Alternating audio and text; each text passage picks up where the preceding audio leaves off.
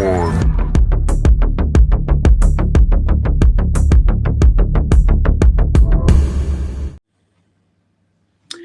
you doing, guys? You know what it is. It's the Pound for Pound Boxing Show, proudly sponsored by Bravose.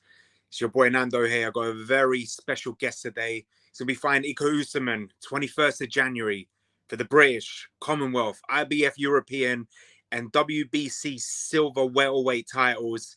It's Chris, Too Slick Congo. Let's see if we can get him on now. Yes, bro. Yes, champ. How you doing? I'm good, man. I'm great. I can't complain. How are you? I'm good, man. First of all, Happy New Year, and thank you for taking your time to join. No problem. It's all good. As I said in the intro, Ekow Essuman, a lot of titles on the line. Titles, well, 3 of his, 1 of yours. Tell us, how did this fight come about? Because he had no mandatory, and it's obviously a voluntary. And so, how did it happen? Well, you know, I just got the call, and obviously I sat down with my team, and we said yes straight away. Pretty much, really. It wasn't, you know what? It wasn't even a sit down thing. It was literally a 1 phone call, which was a yes from the head man Ben Davis, and we just went along with it. It's mad because I saw you only last month at your call as well. Yeah. And there was reports that you were meant to be fighting in Bournemouth. Is that the reason why that fight didn't happen? Because you already had the phone call regarding this? No, I actually was supposed to still fight in Bournemouth against a guy, an undefeated guy from overseas. He was definitely gonna come to win, and it was gonna be a good and hard fight, say similar to Ekow Essuman. But yeah, we had an agreement with him, and then like I think a week later he just called back and said, oh, he doesn't want to fight. You know, he accepted the fight and then declined it for some reason, or only God knows. You know, but yeah, but now we just move on to Essuman, which is a much better fight, better for the British supporters, you know, and better for myself, of course. Yeah, it's a massive, big domestic fight. You know us, we always like to stir things up. And I think in the last 18 months, we have put this fight on our stories for at least 3 times with polls. And no one has said no about this fight. This is a fight that everyone wanted. In fact, they wanted the winner of Essuman and Antwi. So regardless of who it would have been a big fight anyway. What are you? The one thing that surprises me, and I don't know if it surprised you, was you surprised that this fight is actually on Boxer, that Frank Warren has allowed his fighter to go on a rival show to defend his titles?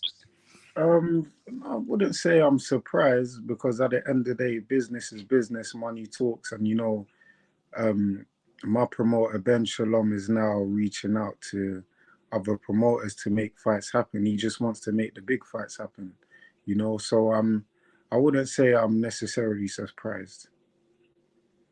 It's your first fight since June, since your unanimous decision win against Formella. Tell us about that fight. Did you think he was going to be as tough as he was, or did you know that it was a little walk in the park for you in that fight? No, I knew it was going to be tough. I knew that it was going to be a hard 10 rounds, because he's tough. You know, he's been in there with obviously the likes of Conor Ben and the likes of even Sean Porter. So we knew we wasn't gonna try and go for any stoppages or knockouts earlier on. We knew that maybe let's take it late and see how it goes. And even in the later rounds, I did come on stronger, and I almost got him out of there. If it was a 12-round fight, I definitely would have got him out of there, you know. And a lot of people said that. So yeah, I mean, it was a good fight. Good, and you know what, I enjoyed the rounds, and I needed the rounds, you know. Yeah, for sure, 100%. It was a great fight and a great test for yourself as well. And to move on from him to Ekow Essuman as well, that's a bigger test now. They call him the Engine for a reason. Did you watch the fight against Samuel Antwi, and was you surprised at how the fight went? Yeah, to be honest, I think I had Samuel Antwi obviously before. I've been watching both of them. I watched Ekow's last two performances, which wasn't too great. Obviously, they call him the engine, but what it is, what people don't see, he has his moments, and he's not relentless. He's not like a non-stop fighter, because if he was, I'm sure that he'll be getting tired a lot easier. But yeah, I had Samuel Antwi winning, but I also thought that in terms of Ekow, that he can win that fight as well, and he did end up winning it just based off his work rate. Samuel Antwi was sort of admiring his work, wasn't really up in the tempo, and just really in gear one, if I'm honest. How do you see this fight? If you was a betting man and you was Mhm. watching like Ekow Essuman versus Chris Kongo, and you had to bet, obviously you're going to bet for yourself. But how do you see the Mhm. fight going? How do you picture it? Picture it? How do you visualize it while you're in camp? Oh well, while I'm in camp, I visualize it being a tough 12 round fight. Um, if Ekow is gonna press, you never know. It could go early. He said he's gonna break me in an interview. Well, let's see about that, because if he wants to press hard, he will walk onto something. We all see it. I believe Luther Clay was a lot more relentless than he is, but he ended up he ended up on the short end of the sticker by getting knocked out towards the end of the later rounds, and I didn't fade. 16 months out, and I controlled the whole fight. I was fit in every round. I think I took a rest in round six, and then I come back round seven strong, round eight strong, and I knocked him out in the ninth. So people are going on about Ekow's engine, but they don't know. If you look at my last fights, my last two fights, I come stronger in the later rounds. You know, I almost knocked the guy. I almost knocked both of them out in the last rounds. And you guys see it. It's there for you to see. So if he wants to press, by all means, be my guest. Has it ever been in your plans to win the British title? Has it always been a goal of yours? 100%. I was supposed to fight for this British title 2 years ago. You know, this should have happened a long time ago. But obviously, everything is a process in life, and sometimes things don't work out the way you want it to work out. You know, so we take every step at a time, and the moment come, and this is the time now. So I got to rip the belts off the champ, and I definitely will. Obviously, winning the British and Commonwealth, it opens the door for that traditional route where people, they go from Southern area to English and so on. Can you see yourself after this going eventually European level and go for the EBU as well? 100%. You know what's so funny is, I think this fight already is above a British level. I think it's above a British level, but it's a domestic fight.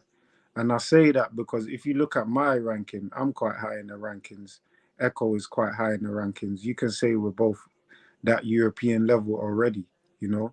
So when he does lose, he's still at above British level. It doesn't mean that he's gonna go back to try and fight in the English titles or them things there. He can actually move on. So it's therefore in my sights going for the EB, but we take one step at a time. British and Commonwealth first. Of course. I wanna I wanna bring this up because obviously everyone's on Twitter and they saw it. There was a little exchange between yourself and your old rival, Mike. Would Mhm. you would you ever welcome that rematch in the future? Have you ever thought about putting that fight right, and maybe it will be better with a title on the line in the future? Well, I said after the fight, I wanted to run it back from them. So I've been waiting to try and run this back. Obviously, he had these fights over in America, which he had to go and deal with. But I would run it back any day of the week whenever he's ready. But for me, Ekow Essuman is the man I'm focused on right now. For those that don't know, are you still with Ben Davison as your coach? Yes, I am, for sure. And how's camp been with Ben? And are you still sparring with anyone big at the moment? Have you bit any names that you want to throw out there that you've been sparring? Well, for this camp, it's been great. We've just been working on drills and stuff, what we're gonna do in the fight. And it's just literally been drills, bro. Nothing more, nothing less. We just drill literally every day. And some days it gets boring, bro. But it's part of the game. And then when you I look over and watch some of my spars back, and it's like, raw, I see a big improvement in myself. I'm really happy about the work that I've been getting in the gym, you know. So, and just remember, my move to Ben Davison is still fairly new. You know, it's only just a year and a bit. So when it starts to hit the 2 3 years, you're gonna see some more big drastic changes. And I still got a lot to work on. I still got so much to work on, and I'm right now just trusting the process. You know. Brilliant. Speaking of Ben Davison, one of your stable was officially announced today. Lee Wood against Mauricio Lara. What a scrap that is going to be. How do you see that go in the distance? Looking how Lara took out Isaac Lowe, took out Warrington, and Lee Wood's power. Yes, sir. I mean, Lee. I've tried to figure out how he got that power. I've actually tried to look at his hands and see if there's anything in there, but he's just a normal human being with very dense hands, you know, and maybe it's just one of a kind. But me, I see that fight it ending in a knockout. It can only be a knockout, you know, because Mauricio Lara, he likes to jump in, and with Lee Wood's timing, when he's gonna time him, he's gonna press, you know, he's gonna press Lara like he always does, but he's gonna get hit with a big shot, and when it lands, it's a knockout, man. Do you want to see the rematch with Lee Wood and Conlon? Because the first fight was just undescribable, was unreal. For me, was probably fight here last year. Would you want to see them running back? Maybe Conlon wins a title somewhere and they unify. Yeah, 100%. It will make sense if they were to unify for a fight. You know, if Conlon wins a title, gets the rematch back with Lee Wood, you know, it'll be a great fight. I think it will actually be better than the first. But Lee Wood is on his own path, and I believe that now he's the super champion. He's gonna go on to unify and have a few more big fights. Yeah, we look forward to that as well. Obviously, your fight is now, it was announced the other day, is on Sky Sports box office. Obviously, it's not the first time on box office, it's not the first time on Sky, but how important is that for your career to be on a big platform like that?